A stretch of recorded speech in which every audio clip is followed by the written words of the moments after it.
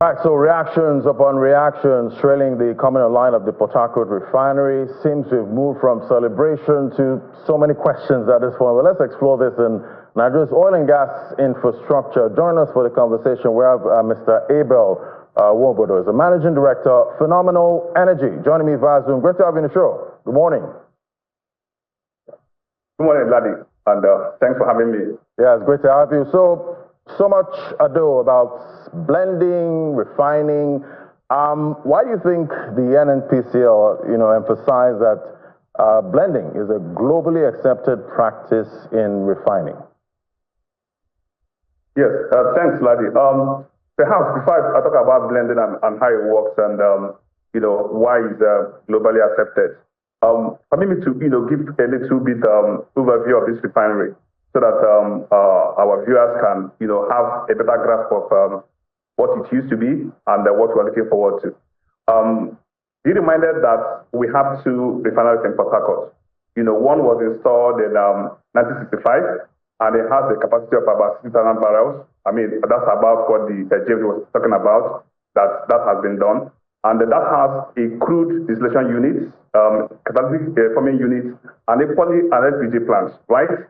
And the other one has about, was done in 1989 and has a capacity of about 150,000 barrels per day, and has similar units.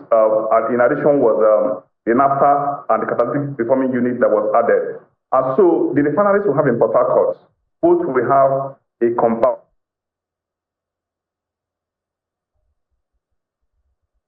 All right, yeah, I guess Mr. Wobodo got frozen there. We'll try and get Mr. Wobodo back. Okay, all right, I think we lost you for a moment there, but you can continue with your thoughts.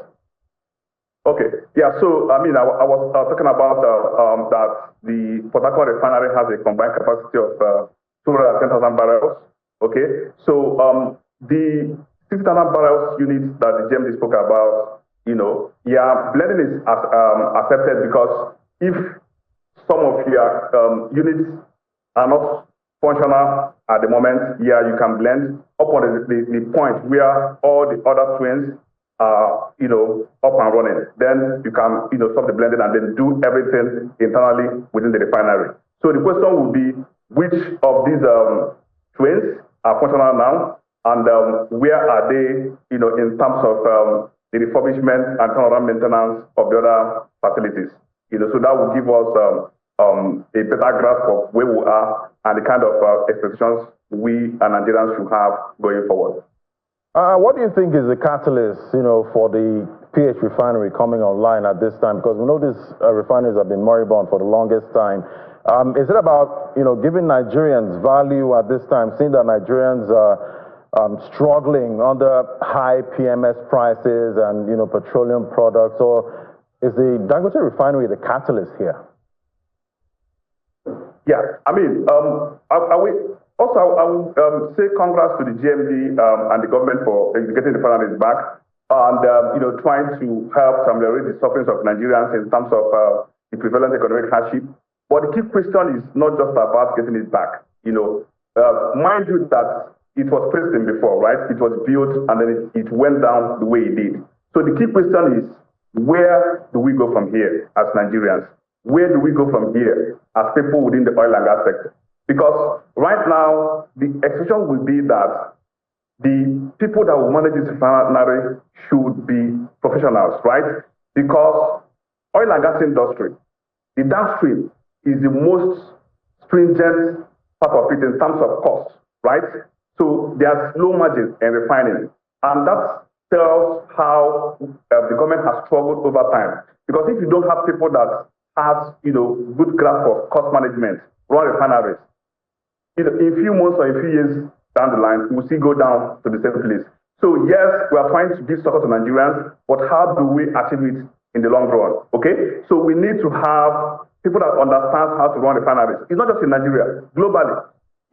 What comes out of the refinery can be classified as, those are consumer products, right? And in things like that, price is the order of the day. So if you don't have people that knows how to manage this, to make the good business calls, and not just chronic capitalism, Because if the government continues with current capitalism in how the refineries will be managed, I can tell you for sure that this will be short-lived. And before you know it, those refineries goes down to how it used to be, and then it almost same as if the efforts and the money spent will be in vain. Okay, but with all we're seeing so far, with refineries coming online, we have the Dangote refinery, and expectations that more refineries will come online, from what the NNPCL has said. But if the naira remains where it is, even though we have all the refineries working, does it mean these prices of PMS and other petroleum products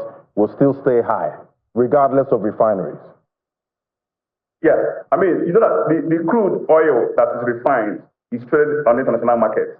So the variance of how the international oil market in terms of crude, will affect. But however, since we have local refining capacity, and if we get this one and other ones come on stream, then that means that the added cost, so you have the agency theory, so the added cost of having the agents in between, imported from abroad and all that will be taken away. And that should either help the cost to stabilize now or even go down a little bit.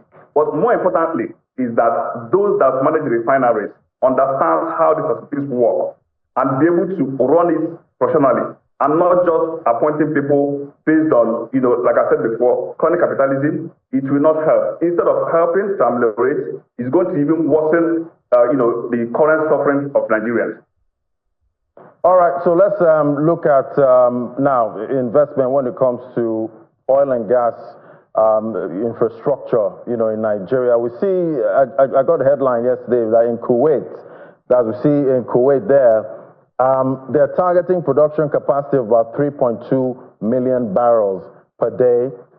They've also announced $33 billion investment plan, and this is the Kuwait Petroleum Corporation.